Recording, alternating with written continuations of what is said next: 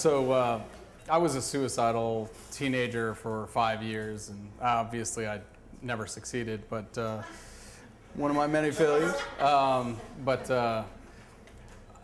think it took a long time to figure out that where I was is a place that a lot of other people were. So when I got into 12th grade English, my English teacher had an assignment, and she had us read these books that represented China and Chinese history and all kinds of stuff. And I picked just randomly the Tao of Pooh and got into Taoism, and knowing that people from ancient times and somebody who was considered a wise man had pretty much no idea what was going on in the world, it really gave me some strength, because it was kind of like, yeah, I don't know what's going on either. And this guy lived for quite a while and had no clue. So that was probably the first time in my life that I ever, had a lust for life. And then fast forward a few years later, I had joined the military.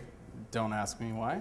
And I was on my second deployment, and we were in Iraq, downtown Baghdad. It was pretty crazy. We'd go out on missions, we'd get blown up, we'd get shot at. We, kind of got used to this level of terror that not a lot of people have to deal with, which I felt was weird, just because it's crazy what you can adjust to. And I think it culminated because, we had gotten used to the sound of gunfire going to sleep, to the point where when I came home, I needed to watch war movies to go to sleep, just because that meant that somebody had that front line. And so it was just this backwards kind of thing, because nobody does that. But the culmination came when the Aussie compound, which was next to ours, got attacked at 7 o'clock in the morning. Somebody had gotten close enough to fire an RPG round and actually wounded some people that we knew. And all I remember is that me and the rest of my fire team were probably about 150 feet away from where it hit. But it hit behind these huge cement berms, and none of us were affected. A couple of windows were shattered out of the overpressure from the impact, but other than that, we were fine.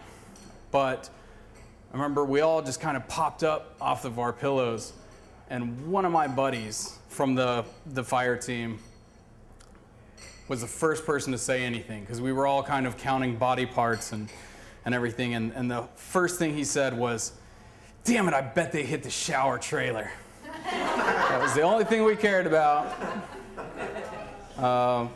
So coming back, I brought this, this Taoist kind of wisdom of just accept the moments that you have and don't worry about the rest of it. And also knowing that no matter what, I'm not going to have my sleep disturbed by an explosion. So that's kind of helped to keep me with a fond lust for life. So thanks, everybody.